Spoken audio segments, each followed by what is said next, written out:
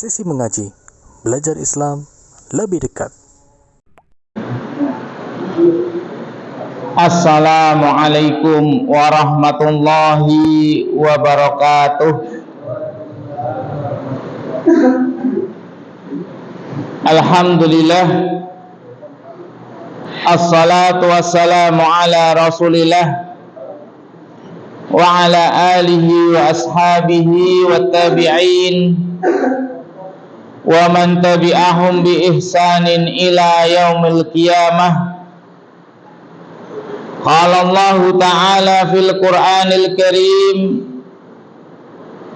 ya ayyuhalladzina amanu taqullaha haqqa tuqatihi wa la tamutunna illa wa antum muslimun.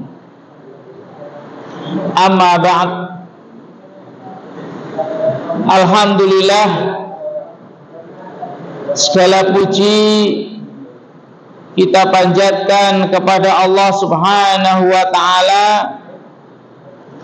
yang telah memudahkan urusan kita, yang telah memberikan kita petunjuk, yang telah memberikan semua nikmat-nikmat yang kita rasakan, sehingga di tempat yang mulia ini kita bisa bermajlis. Di majlis yang mulia ini Allah Subhanahu wa Ta'ala pertemukan kita. Allah muliakan, para malaikat mendoakan, dan hewan-hewan pun memintakan istighfar kepada siapapun yang hadir di majelis ilmu, di majelis yang dibacakan ayat-ayat Al-Quran, yatluna kitaballah wa yatadarasuna bainahum, dan dipelajari, ditadaburi, illa nazalat alaihimus sakinah wa ghasiyatuhumur rahmah wa hafathahumul malaikah wa dzakarahumullahu fi man indah. Keutamaan yang sangat agung, sehingga kita jangan sampai meninggalkan majelis ilmu, karena majelis yang akan menghantarkan seseorang kepada kebahagiaan yang abadi, dimudahkan jalannya menuju surga. Sahalallahu lahu bihi tariqan ilal jannah. Tidak ada satu hal pun yang melebihi keutamaannya daripada hadir di majelis ilmu. Walaupun kebanyakannya yang ramai adalah selainnya. Pasar malam itu sudah ramai dari pada asar, sudah ramai. Yang jajan, yang tidak jajan, yang lihat-lihat saja sudah banyak. Padahal mereka mengeluarkan biaya, mengeluarkan tenaga. Kenapa? Yang pertama adalah tidak adanya ilmu pada mereka. Bagaimana mereka akan mencari jalan selain hal tersebut kalau tidak tahu keutamaannya? Tidak bersemangat hadir di majelis ilmu kalau tidak ada semangat di dalam hatinya atau keyakinan bahwasanya mendatangi majelis ilmu memiliki keutamaan yang besar. Sebagaimana tadi dijelaskan keutamaan sholat, seseorang akan malas atau tidak ingin mendatangi jamaah. Kenapa? Karena tidak tahu keutamaannya. Kalau seseorang dikasih tahu di alun-alun akan ada pasar malam, keutamaannya apa? Gratis, naiknya murah misalnya, pada saat datang. Begitu juga majelis ilmu, siapapun yang di dalam hatinya tahu keutamaannya yang begitu besar, melebihi apapun acara di dunia ini, mereka tidak akan meninggalkannya. Bahkan sampai para ulama asatidah yang mereka memiliki ilmu, kalau kita lihat perjalanan mereka mendapatkan ilmu sangat susah, penuh dengan semangat yang tinggi, menguras tenaga, bertahun-tahun duduk di majelis ilmu, mengikuti daurah ke sana kemari. Kenapa mereka begitu semangat? Karena keutamaannya sudah melekat di hatinya, sudah melekat. Sebab yang kedua, karena setan menghiasi sesuatu yang buruk itu kelihatannya baik. Setan itu akan selalu menghiasi sesuatu yang jelek kelihatannya baik. Sampai bagi kita sekalian, seorang ustadz pun seperti itu, melihat sesuatu yang jelek kelihatannya baik. Sudah tahu misalnya khamar memabukkan, perjudian merugikan, berzina memalukan, melihat hal tersebut dalam hatinya ada rasa keinginan. Kenapa? Karena syaitan menghiasinya. Akan tetapi seseorang akan meninggalkannya karena mengetahui hal tersebut dilarang oleh Allah Subhanahu wa ta'ala. Allah mengancamnya dan dia meyakininya, kalau melakukan saya terancam seperti ini, sehingga tidak melakukannya karena ilmu. Dan ini yang menjadi dasar setiap muslim, setiap orang mukmin ketika melakukan amal, harus didasari dengan rasa takut akan siksa Allah Subhanahu wa ta'ala. Ini yang akan kita bahas, yakni pondasi yang kedua. Setelah kita jelaskan pertemuan yang lalu, pondasi yang pertama adalah mahabbah, cinta, mencintai apa yang kita lakukan berupa ibadah kepada Allah Subhanahu wa ta'ala, mencintai apa yang Allah larang kita tinggalkan. Dan kita masuk pondasi yang kedua adalah al-khauf minallah, takut kepada Allah Subhanahu wa ta'ala. Qala al-mu'allif rahimahullahu ta'ala, yani Syekh Abdullah bin Abdul Aziz Al-Jibrin rahimahullah menjelaskan khauf adalah ta'allamal qalbu bisababi tawaqqu'i makruhin, sakitnya hati, sakitnya jiwa. Hati disebabkan karena terjatuh, terjerumus kepada sesuatu yang ia benci. Kalau ada sesuatu yang dia benci, maka seseorang akan menjadi takut. Sehingga fayajibu 'alal muslim, wajib atas seorang muslim, ayya'budallaha ta'ala khaufan min uqubatihi, beribadah kepada Allah Subhanahu wa ta'ala dengan rasa takut dari siksanya, dari azabnya, dari ancamannya, dari hukumannya. Sehingga Allah Subhanahu wa ta'ala perintahkan dalam surat Ali Imran ayat 175, fala tahafuhum wa khafuni in kuntum mu'minin. Siapa yang mengaku orang mukmin, perhatikanlah ayat ini. Kalau bukan mukmin, tidak usah. Karena Allah Subhanahu wa ta'ala mengkhususkan in kuntum mu'minin, jika kalian orang mukmin, orang beriman, meyakini adanya kehidupan akhirat, meyakini adanya surga neraka. Kalau tidak yakin, abaikan. Fala takhafuhum, janganlah kalian takut kepada mereka. Wa khafuni, dan takutlah hanya kepadaku. Takutlah hanya kepada Allah Subhanahu wa taala. Dalam surat Al-Maidah ayat 44, fala tahsyawun nasa wahsyawni, janganlah kalian khawatir kepada manusia. Tidak usah khawatir kepada manusia. Ketika kita berdagang, saingannya banyak, oh ada yang lebih bagus, macam-macam. Tidak usah khawatir. Khawatirlah kepada Allah Subhanahu wa ta'ala.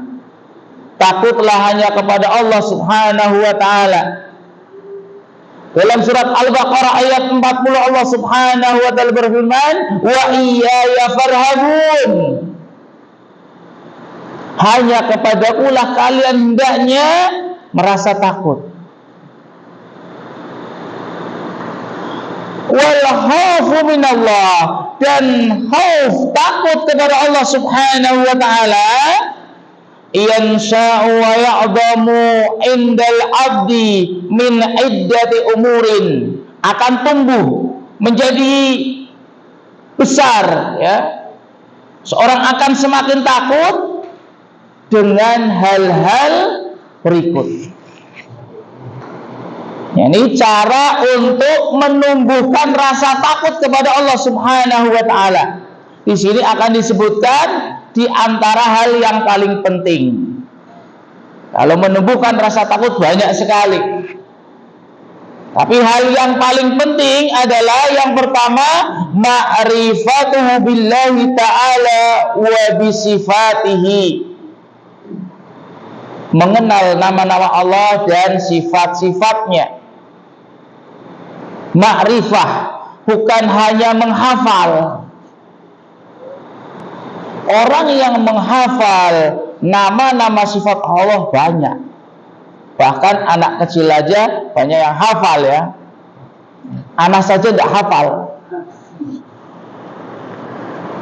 Tapi kenapa mereka tidak tumbuh rasa takutnya? Karena mereka tidak mengetahui, hanya menghafal, bukan mengetahui.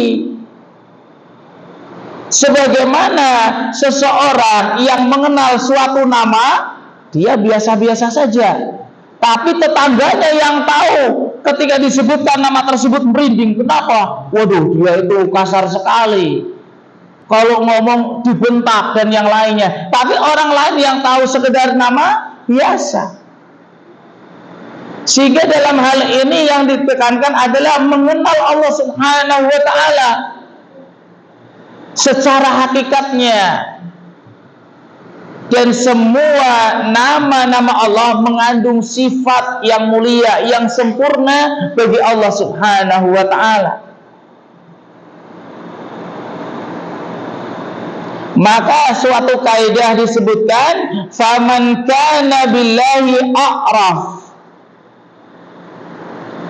barang siapa yang semakin mengenal Allah, kana minhu ahwaf, maka dia adalah orang yang paling takut kepada Allah. Semakin seseorang mengenal Allah Subhanahu wa ta'ala, akan semakin takut kepada Allah Subhanahu wa ta'ala. Ini yang pertama. Jadi bukan hanya sekedar menghafal, tapi benar-benar merenungi mana ini, nama sifat ini maksudnya bagaimana.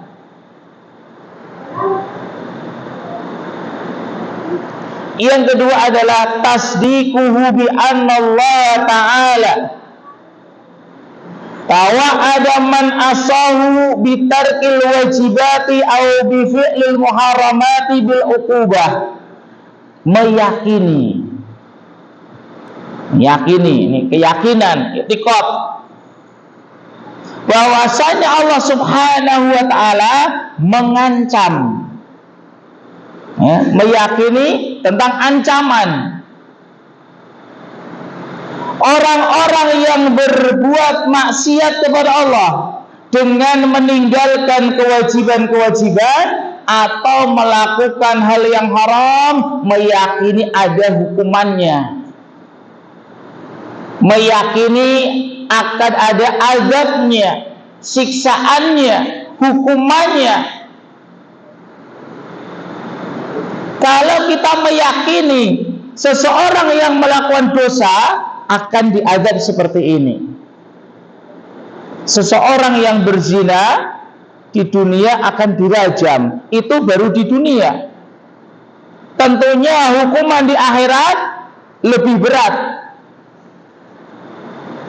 Seseorang yang memakan harta riba akan Allah perangi. Nah, bukan diperangi Israel, Allah. Jadi masih mending diperangi seseorang, Allah yang memerangi, Allah dan Rasulnya. Pelaku riba berarti lebih parah sebenarnya. Akan tapi banyak orang yang tidak tahu. Hukuman di akhiratnya, Allah akan bangkitkan dia dalam keadaan seperti orang kesurupan setan. Linglung. Sehingga kalau kita meyakini hal ini, kita akan meninggalkan bentuk-bentuk kemaksiatan kepada Allah Subhanahu wa ta'ala. Maka ketika ada seorang berkata, Ustaz, saya kok tidak bisa meninggalkan maksiat ini, cari akibatnya. Tanyakan kepada orang yang berilmu apa hukumannya, kita renungi sehingga kita meninggalkannya.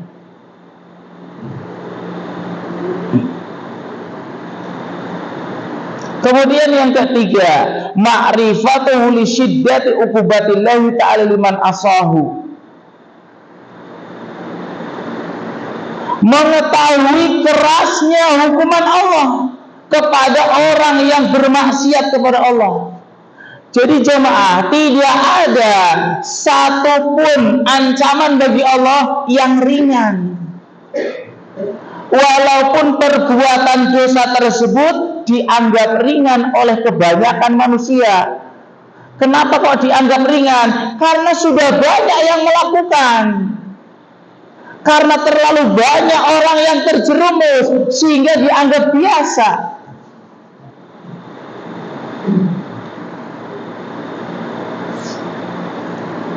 Suatu kisah, seorang sahabat pulang melihat istrinya nongol di depan pintu, diancam mau ditombak. Kenapa? Bukan hal biasa di zaman sahabat.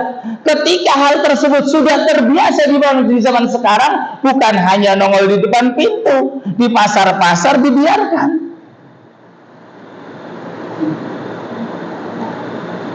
Ini diantaranya. Sehingga kita perlu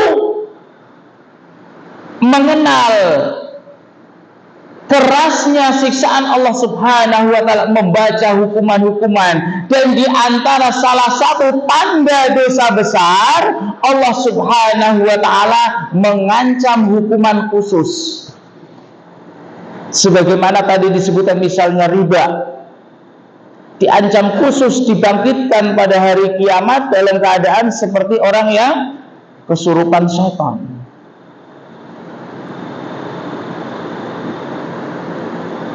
Orang yang ghibah misalnya, padahal hanya omongan, tidak perlu tenaga yang ekstra, tidak perlu dengan pikiran, hanya ngomongin orang, senang padahal ngomongin orang kan. Ghibah diancam oleh Allah Subhanahu wa ta'ala makan bangkai saudaranya, naudzubillah. Kenapa? Karena sudah banyak orang yang melakukannya di depan kita, sehingga kayaknya biasa.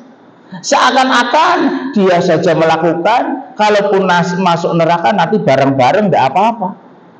Jadi hal biasa. Kenapa? Karena tidak mengenal kerasnya siksaan Allah. Seorang mukmin harusnya apa? Walaupun semua orang terjerumus dalam satu lembah, saya tidak mau. Walaupun semua orang terjerumus, saya sendirian, saya tidak mau. Harusnya seperti itu. Kenapa? Karena mengenal.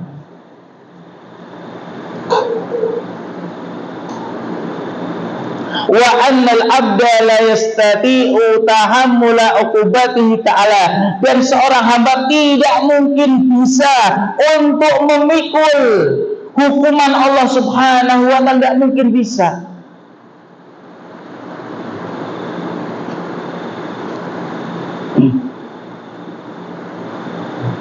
Sehingga kita perlu membaca tentang bentuk-bentuk siksaan di neraka, tentang ancaman di alam barzah, kemudian di padang mahsyar, yang sudah jelas, sehingga kita meninggalkannya. Sebab-sebab seseorang akan dihimpit di alam kuburnya, seseorang yang akan dipalu di alam kuburnya sehingga berteriak didengar oleh semua makhluk kecuali manusia dan jin, yang menjadikan seseorang ditemani orang yang bau, kemudian wajahnya jelek, kemudian melihat ngerinya neraka dan yang lain sebagainya. Baca hal tersebut, sebabnya apa sehingga kita meninggalkannya.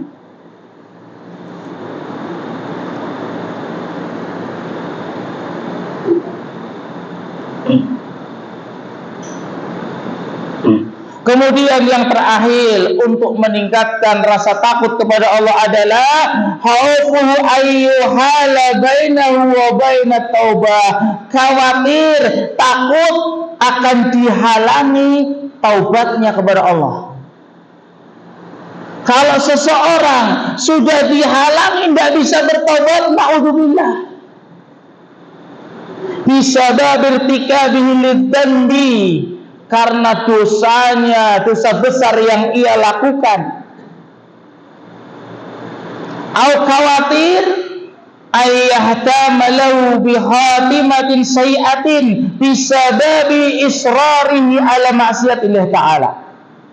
Allah akan menutup hidupnya, umurnya dengan su'ul khatimah, naudzubillah. Kenapa? Karena terus menerus di dalam maksiat, tidak bisa melepas. Kenapa? Tidak tahu hukumannya, tidak mentadaburinya, sehingga tidak bisa lepas dari dosa tersebut.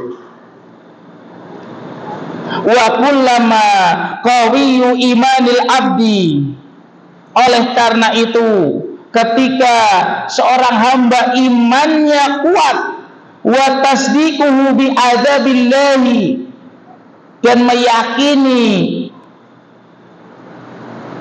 siksaan Allah Subhanahu wa taala, wa ma'rifati bi syiddati adzabihi, dan kerasnya siksaannya, liman asahu, pada orang yang berbuat maksiat kepadanya, istadda khaufuhu min adzabillah, dia akan semakin takut dari siksa Allah Subhanahu wa taala, dan itu ibadah.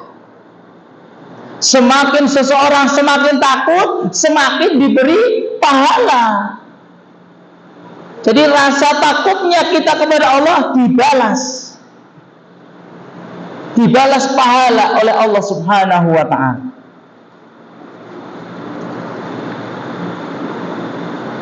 Sehingga para ulama salaf mengatakan sebagaimana tadi disebutkan, man kana billahi a'raf kana minhu ahwaf, siapa yang paling mengenal Allah, maka dia orang yang paling takut kepada Allah Subhanahu wa taala.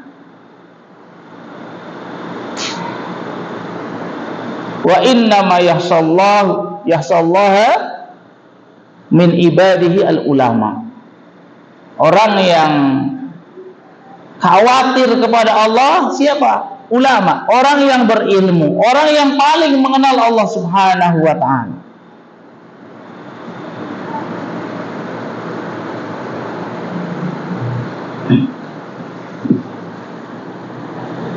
Dan ini adalah khauf yang benar, ya. Al-khauful mahmud as-sadiq huwa mahala bainal abdi wa baina ma'siyatillah, yang tidak menghalangi, yang akan menghalangi seorang hamba dengan maksiat kepada Allah Subhanahu wa ta'ala.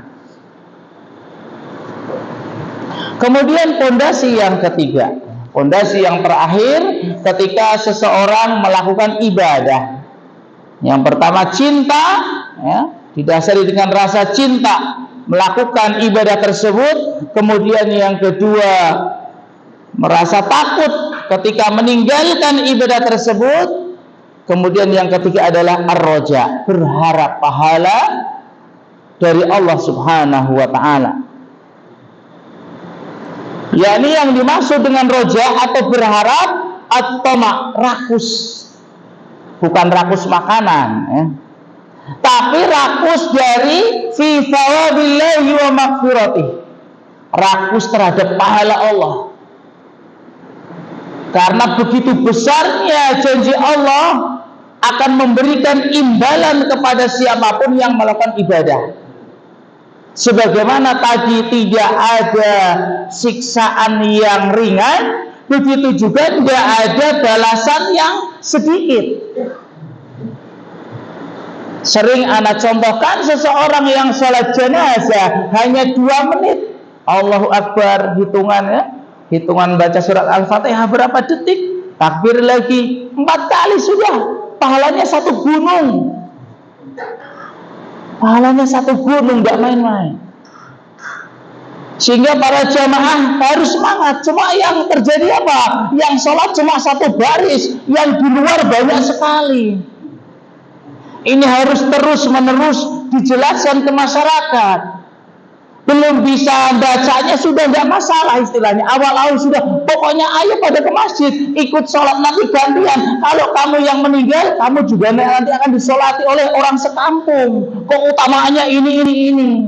Jangan hanya duduk-duduk. Oh, saya kan bajunya baru dari sawah. Tidak apa-apa. Ya, kan banyak orang tidak tahu. Saya mau ke masjid malu, cuma kayak gini. Dijelaskan tidak masalah. Karena sebagian orang, sebagian takmir atau apa, jangan ke sini karena kotor dan yang lainnya. Tidak masalah, karena mereka belum paham juga. Supaya semakin banyak orang yang melakukan salat jenazah. Dikasih tahu keutamaannya, pahalanya besar, 1 gunung.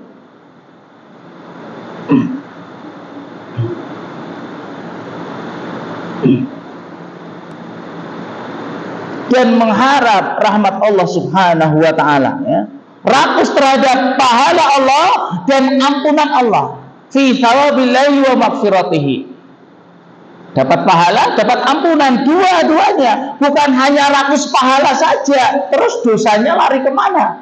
Setiap orang kan punya dosa. Jadi di samping kita minta pahala yang banyak, berharap pahala yang banyak, juga berharap diampuni dosanya. Karena setiap orang punya dosa. Baik dosa yang sudah dia bertobat atau yang belum. Karena kadang seseorang melakukan dosa, dia tidak merasa melakukan dosa. Oh, saya tidak pernah ngerasani jenengan. Padahal apa ketika ketemu ngerasani, ngomong dan yang lain, tapi tidak merasa. Ini diantaranya menyinggung dan yang lainnya. Maka fayajibu 'alal muslim, wajib bagi setiap muslim aya'budallah raghbatan fi thawabihi, untuk berharap pahala Allah. Wajib ketika beribadah kepada Allah berharap pahala. Wa ayyatuba ilaihi indal wuqu'i fi dzanbi raja'an li maghfiratihi. Kemudian yang kedua, ketika bertobat kepada Allah, terjerumus kepada maksiat atau dosa, berharap diampuni. Sudah 2. Beribadah memohon mengharap pahala, ketika terjerumus kepada maksiat bertobat minta diampuni, sudah ketemu dengan Allah bersih. Kayak gitu terus setiap hari. Melakukan dosa langsung kembali istighfar dan yang lain, berusaha terus. Besok misalnya terjatuh lagi, kembali kepada terus. Dan senantiasa berdoa memohon petunjuk, kesabaran kepada Allah Subhanahu wa ta'ala. Sebagaimana Allah Subhanahu wa ta'ala berfirman dalam surat Al-A'raf ayat 56, wad'uhu khaufa wa tama'a. Mintalah kepada Allah, berdoalah kepada Allah, beribadahlah kepada Allah dengan rasa khauf, takut, wa tama', dan harap.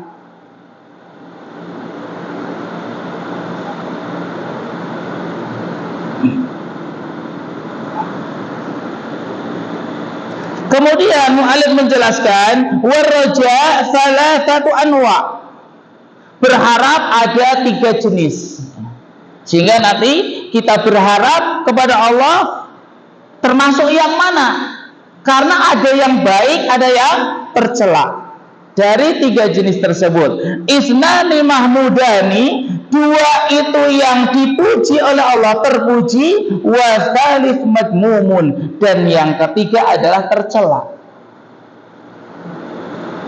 Sehingga jangan sampai kita terjerumus berharap kepada Allah ternyata malah mendapat celaan. Roja yang pertama adalah roja man atau Allah. Harapan orang yang taat kepada Allah fi ayyataqabbalallahu amalahu. Berharap Allah akan menerima amalannya. Ketika taat, ya berharap. Kalian sholat, berharap pahala dari Allah. Khairun minad dunya wa fiha. Masya Allah, dunia dan isinya plus, bukan dunia dan isinya cukup, plus tambah, karena apa? Khairun, lebih baik daripada dunia dan isinya. Wa ayyuthibahu alaihi bil fawzi bil jannah wan najati minan nar. Mendapatkan pahala, sukses dengan surga, dan selamat dari siksa neraka. Ini harapan yang terpuji yang pertama. Yang kedua, roja'u man adnaba dunuban. Harapan orang yang terjatuh dalam dosa. Nah, itu yang pertama, melakukan kebaikan, mengharap pahala. Yang kedua, ketika terjerumus dalam dosa, berharap apa? Diampuni oleh Allah Subhanahu wa ta'ala. Summa taba minha, tapi apa? Kemudian bertobat. Jangan ketika melakukan dosa kemudian terus menerus, tobatnya nantilah kalau sudah umurnya sudah mendekati 60 lah, nanti 3 tahunnya tobat, sering ke masjid. Karena pernah dengar seperti itu. Sehingga apa yang terjadi di masyarakat, yang ke masjid kok sudah tua-tua, ini sudah bau tanah, yang muda pada kemana ini? Maka harapan yang kedua yang terpuji adalah ketika terjerumus kepada dosa kemudian bertobat, berharap fi ayaghfirallahu dzunubahu, berharap Allah akan mengampuni dosanya, wa ya'fu anha, kemudian mengampuninya.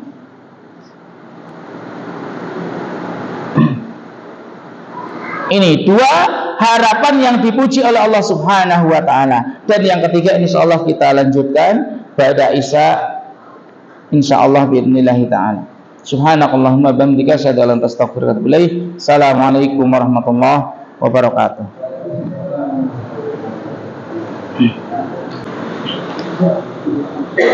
Assalamualaikum warahmatullahi wabarakatuh. Alhamdulillah hamdan katsiran thayyiban mubarakan fih kama yuhibbu rabbuna wa yarda. Asyhadu an la ilaha illallah wahdahu la syarikalah wa asyhadu anna Muhammadan abduhu wa rasuluhu la nabiyya ba'dah, amma ba'd.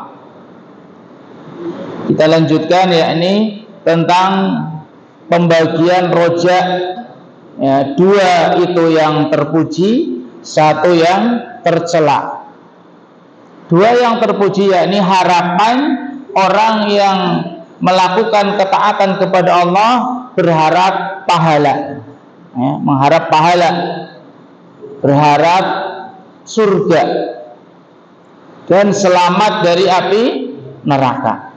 Karena dengan pahala tersebut seseorang bisa terampuni ya, bisa terbebas, bisa diampuni dosa-dosanya ya, oleh Allah Subhanahu wa ta'ala, sehingga masuk surga dan dosa-dosanya diampuni, tidak masuk ke dalam neraka walaupun melakukan dosa. Harapan yang kedua yang terpuji adalah seseorang yang terjerumus ke dalam dosa, yakni bertobat kepada Allah, berharap diampuni dosa-dosanya. Jadi yang kita lakukan itu, harapan itu 2 itu sudah. ketika melakukan ibadah berharap pahala, masuk surga, dan diselamatkan dari api neraka. Yang kedua, karena setiap orang itu tidak luput dari dosa. Ketika terjerumus ke dalam dosa, segera bertobat, segera. Jangan besok, jangan nunggu tua. Ya kalau tua, kalau tidak sampai, betapa banyak yang muda ini cepat ya, malah duluan. Yang kemarin sehat ternyata sudah duluan, ya. Bahkan yang tua-tua, saya kapan itu ya. Kemudian rojak yang ketiga, tadi yang kedua adalah seorang yang berdosa, dia bertobat, berharap ampunan Allah Subhanahu wa taala dari dosa-dosanya. Harapan yang ketiga adalah roja'u man huwa mutamadun. Harapan orang yang orang yang lalai, ya. Yang terlalu istilahnya lupa diri, ya. Yakni fit tafriti fil wajibat, meremehkan hal-hal yang wajib, meremehkan sholat tadi, meremehkan jamaah di masjid. Padahal apa ya, di samping pahalanya banyak, pahala akhirat, juga ada keutamaan dunia. Apa? Ketemu saudaranya. Masa sesama saudara, ya kayak saudara kandung saja, kalau tidak ketemu kangen, ya. Pingin ketemu, pingin ngobrol, dan yang lain pingin telepon, yang jauh-jauh sampai kadang sampai yang di luar Jawa ingin ketemu.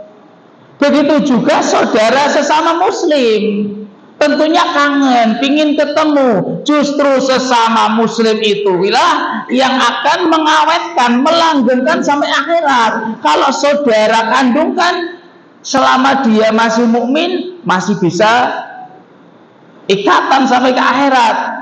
Tapi kalau yang satu mukmin, yang satu kafir kan tidak bisa. Hanya sebatas saudara di dunia. Jadi ikatan seorang muslim itu lebih kuat. Sehingga harusnya kita sesama muslim itu istilahnya kangen. Oh, ini si fulan kemana kok tidak ada? Oh, ternyata di rumah sakit. Ayo bareng-bareng tengok, jenguk dan yang lainnya. Oh, ternyata dia lagi tidak punya kerjaan, carikan. Jadi manfaat keduniaannya banyak sekali, bukan hanya ke masjid untuk sholat. Cari kerjaan ke masjid, misalnya. Tapi jangan jadikan utama. Utamanya adalah sholat. Itu adalah tujuan duniawi, boleh, ya. Boleh kita melakukan ibadah, tujuan utama lillah, mencari pahala. Kemudian yang kedua sebagai tabi, yakni pengikut. Di samping cari pahala, barangkali nanti ada yang nawari kerjaan, mungkin suruh macul di sawah, ya, suruh matun dan yang lainnya, ya. Ini seseorang yang terlalu, ya, menyepelekan, berlebih-lebihan dalam meremehkan kewajiban. Wawaqi'un fil muharramat, dan terjerumus ke dalam hal-hal yang haram, meremehkan yang haram. Ketika melakukan maksiat, ya, dianggap remeh, biasa. Karena apa? Tadi tidak mengetahui, mengenal kerasnya siksaan Allah Subhanahu wa taala, dan banyaknya manusia yang terjatuh ke dalam hal tersebut. Dan banyak sekali Allah Subhanahu wa taala menjelaskan bahwasannya yang beriman, yang beramal soleh itu sedikit. Ya, ini harus kita sadari jemaah, orang yang soleh itu sedikit. Jadi orang yang tidak soleh, yang kebalikannya, yang bermaksiat itu lebih banyak. Ini yang harus kita sadari, supaya apa? Kita tidak ikut-ikutan. Walaupun seandainya satu kampung melakukan maksiat, kita paham, yakin itu maksiat, jangan dilakukan. Nggak, istilahnya apa? Saya tidak mau ikut terjerumus. Kenapa? Karena yang tahu kadang cuma satu orang, sedikit sekali. Bahkan mungkin di antara jamaah hanya satu orang yang ikut pengajian.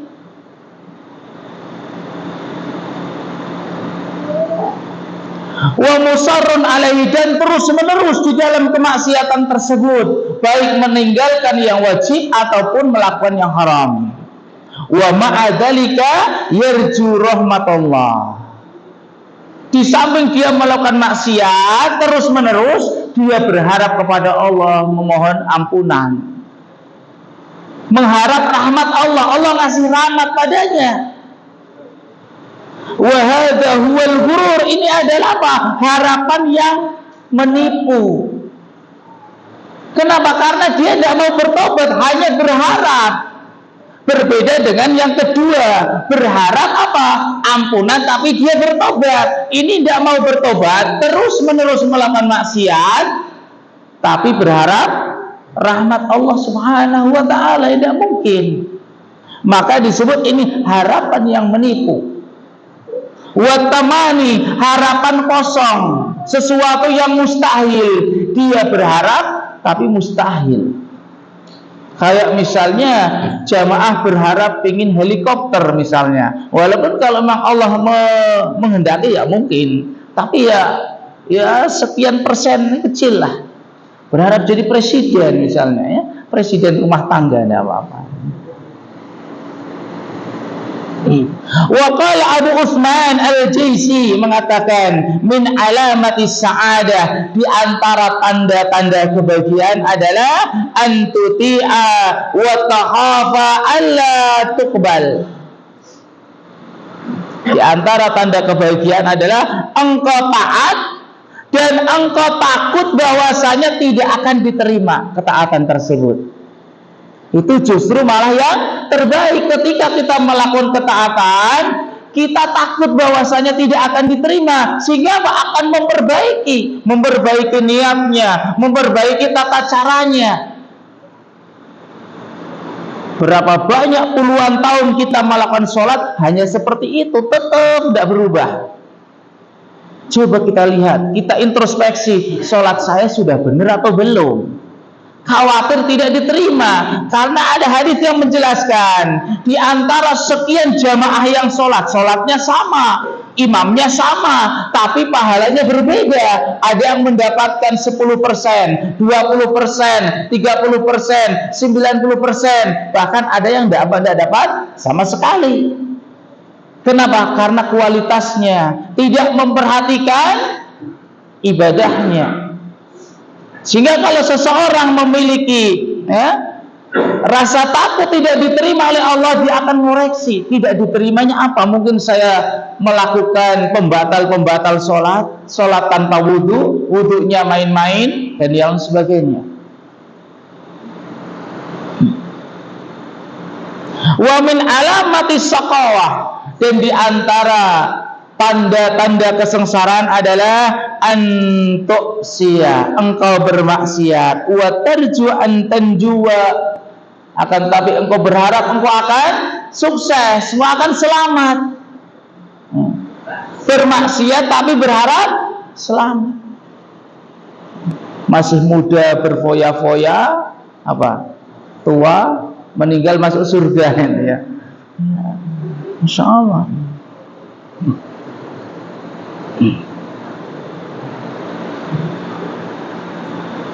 Wa halu sahibi hadzal raja madmum. Ya, keadaan yang ketiga ini yang tercela. Yusbihu hala man yatamannal aulada min ghairi ayyatazawwaja. Seperti orang yang berangan-angan ingin punya anak tapi tidak menikah. Nah, ini yang belum menikah, coba-coba ini. Saya sudah ingin punya anak, Ustaz. Ya menikah dulu, masa ingin punya anak tidak menikah, nanti anak siapa? Bahaya ini, ya. Wa huwa min asfahi sufaha. Itu termasuk angan-angan yang tidak bisa. Ingin diampuni oleh Allah tapi tidak mau bertobat, berharap pahala, berharap masuk surga tapi tidak mau taat. Ini yang ketiga adalah harapan yang tercela.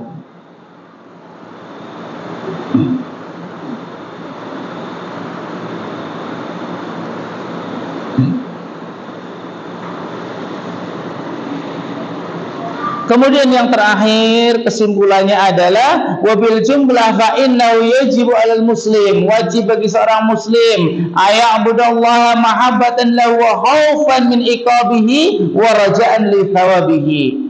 Yani seorang muslim ketika beribadah kepada Allah yang pertama cinta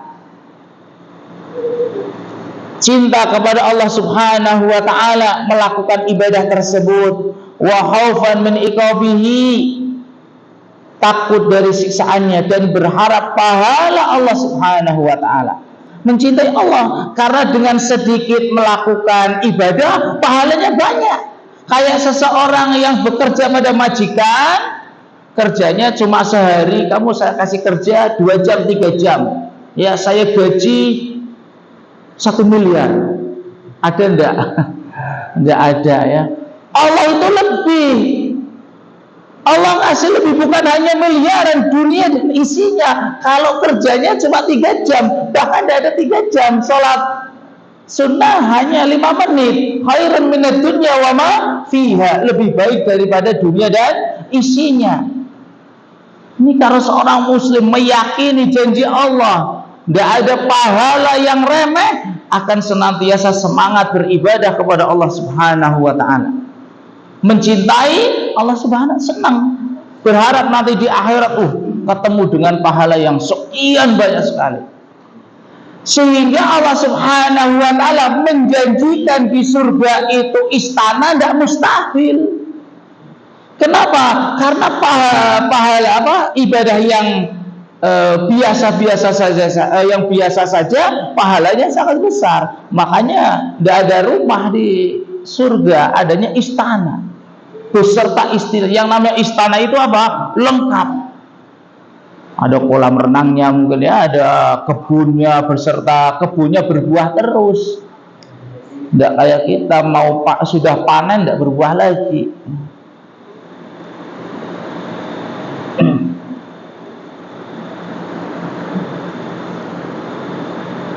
Kama annahu yang bagi, maka selayaknya bagi dia alla yufrita fil khaufi, dia tidak berlebihan di dalam rasa takut, tidak boleh berlebihan, hulu ya, hatta yasila ila darajatil qunut, sehingga akan menyebabkan dia itu putus asa min rahmatillah. Jangan hanya takut sehingga orang tersebut akan putus asa ketika melakukan dosa. Saya itu dosanya sudah banyak, sekalian tidak usah ke masjid lah, saya sudah istilahnya berlumuran dosa. Kan banyak orang seperti itu. Saya itu dulunya pelayan laki-laki misalnya, sudahlah. Kadang seperti itu, putus asa karena apa? Rasa takutnya berlebihan, hulu berlebihan.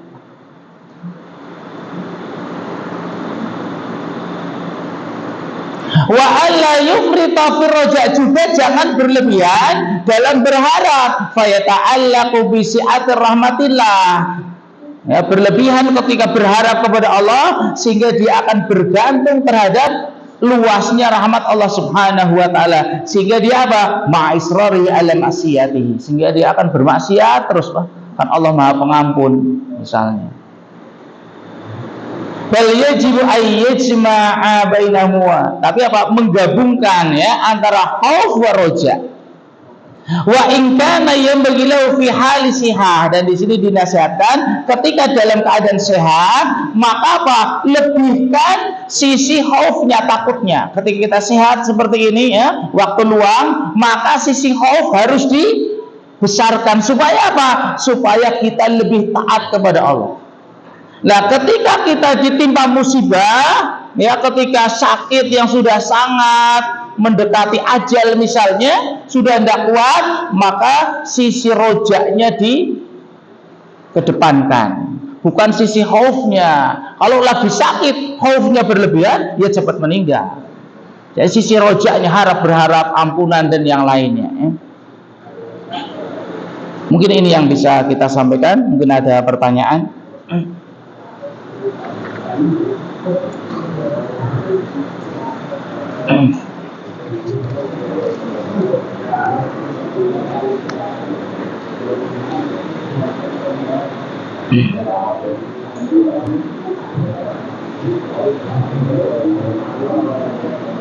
Ini ada pertanyaan, bagaimana cara melunasi hutang yang sudah berlalu?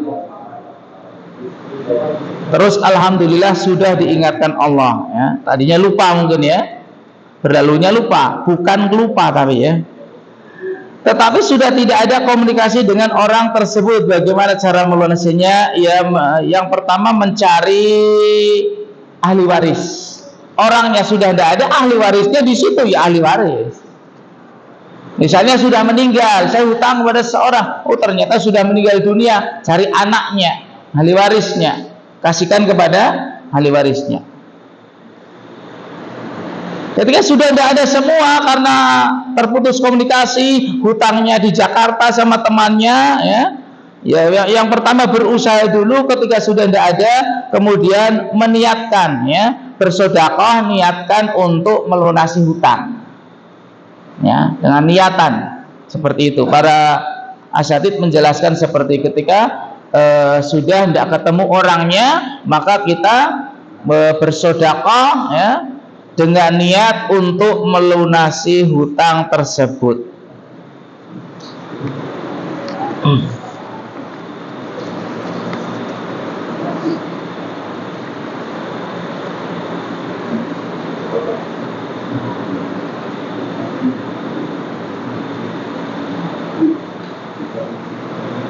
Pertanyaan yang kedua, apakah dosa zina itu hutang? Bagaimana kalau sudah taubat, apakah azab-azab Allah tetap berdatangan untuk menebus dosa tersebut? Apakah dosa zina itu hutang? Dosa dengan hutang ya beda ya. Hutang itu hutang piutang. Akan tapi di antara dosa yang Allah akan segerakan di dunia adalah di antaranya zina. Zina, riba, ya, durhaka kepada orang tua. Maka sebelum, misalnya Allah belum timpakan, segera bertobat. Segera bertobat. Ya namanya orang bertobat, kalau benar-benar tobatan nasuhah, ya Allah mengampuni dosanya. Kalau Allah mengampuni dosanya, tentunya tidak akan diazab, namanya sudah diampuni. Dan yang tahu dia bertobat atau tidak antara dia dengan Allah. Jika perbuatan tersebut berhubungan dengan manusia, karena berzina kan juga berhubungan dengan manusia, mungkin ada anaknya atau yang lainnya, kerugian orang tertentu, maka harus bertanggung jawab.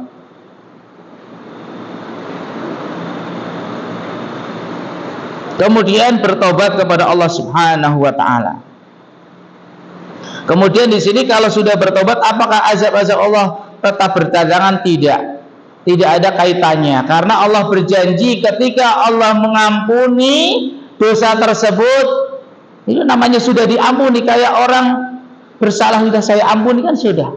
Apalagi Allah, kalau Allah sudah mengampuni ya benar-benar diampuni.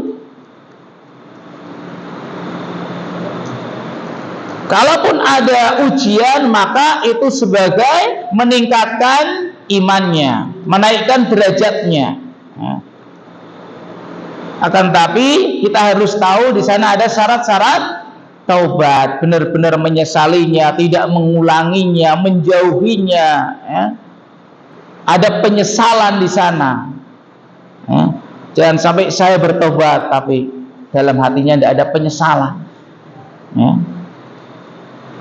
Karena ada orang yang berbuat dosa kepada orang lain, misalnya dia mendatangi orang tersebut, saya minta maaf ya karena saya sudah mendolimi, misalnya melakukan apa, mencuri dan yang lainnya, tapi sampai di rumah, oh saya bangga sudah mencuri miliknya, misalnya ya, tidak diterima. Jadi tidak ada penyesalan, harus ada penyesalan, tidak mengulanginya, ya berusaha, walaupun suatu saat misalnya terjerumus lagi, tapi ketika setelah melakukan dosa harus menyesal, tidak mengulanginya, menjauhinya. Kemudian kalau ada hubungan kaitan dengan manusia, maka diselesaikan. Kalau tidak, akan diselesaikan di akhirat, yakni di kintorah sebelum masuk surga. Antara orang mukmin hutang piutang akan diselesaikan di sana. Cukup, ada lagi yang mau bertanya? Ya. Waalaikumsalam. Suatu misal saya kerja di bank dan saya dapat upah juga di bank. Itu upah itu kan hasil saya kerja. Itu bagaimana kalau tersebut. Yang keduanya masalah minum. Minum apa? Terlintas di otak. Minum apa maksudnya ini? Minum teh Oh. atau teh putih terlintas di otak saya atau hati saya. Ini Homer, itu bagaimana dokter? Iya. Jadi dokter pasti Assalamualaikum warahmatullahi wabarakatuh. Waalaikumsalam. Yang pertama adalah upah dari kerja di bank. Oh alam, tidak tahu ini. Kerja di bank, ya tergantung hasil uang tersebut dari mana. Karena tidak semua bank murni utang piutang riba. Ya, misalnya ada yang memang menerapkan istilahnya apa itu, apa namanya, kerjasama misalnya ya. Berarti ada kecampuran di situ. Berarti ya hartanya kecampur. Sehingga kalau kita tahu, faham hal tersebut, maka ya berdoa kepada Allah, segera meninggalkan, semoga Allah Subhanahu wa ta'ala mengganti dengan yang lebih baik. Kalau kita meninggalkannya karena Allah, Allah pasti akan mengganti yang lebih baik. Tinggal orang tersebut bagaimana meninggalnya, demi apa. Karena kalau lillah, benar-benar karena Allah, takut dari dosa, Allah akan bukakan, mudahkan urusannya. Jadi uangnya juga kecampur. Kemudian yang kedua, seorang yang minum terlintas, minum tersebut homer, kok bisa? Kebayang terus. Nah, yaitu hanya hayalan saja, tidak pengaruh ya. Tidak ada pengaruhnya. Ya pengaruhnya dia saja yang berhayal terus, harus istilahnya ya ini minuman putih ini, bukan ape, air putih tapi ya. Tapi kelihatannya lenyang. Masya Allah ini. Berarti harus banyak-banyak istighfar.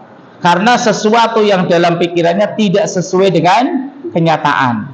Ya, pikiran dengan kenyataan berbeda, berarti harus astagfirullah. Mohon kepada Allah, kok ini saya lihat kok hijau, padahal putih.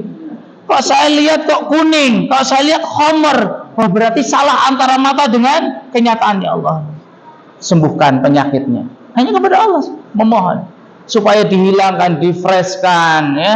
Kembalinya kepada Allah. Kemudian konsultasi ke dokter. Di samping berdoa juga konsultasi ke dokter. Mungkin ada penyakit-penyakit yang seperti itu. Ya kan ada ya, melihat sesuatu tapi beda ya, melihat putih jadi hijau, hijau jadi putih. Oh ternyata apa namanya? Buta warna, rabun ya. Ya mungkin ini yang bisa kita sampaikan, semoga bermanfaat. Semoga Allah Subhanahu wa ta'ala senantiasa memberikan kita istiqomah di atas jalan yang hak, jalannya Rasulullah sallallahu alaihi wasallam. Amin ya rabbal alamin. Allahumma inna nas'alukal huda wa tuqa wal afafa wal ghina. Subhanakallahumma bihamdika asyhadu an la ilaha illa anta astaghfiruka wa atubu ilaik. Assalamualaikum warahmatullahi wabarakatuh.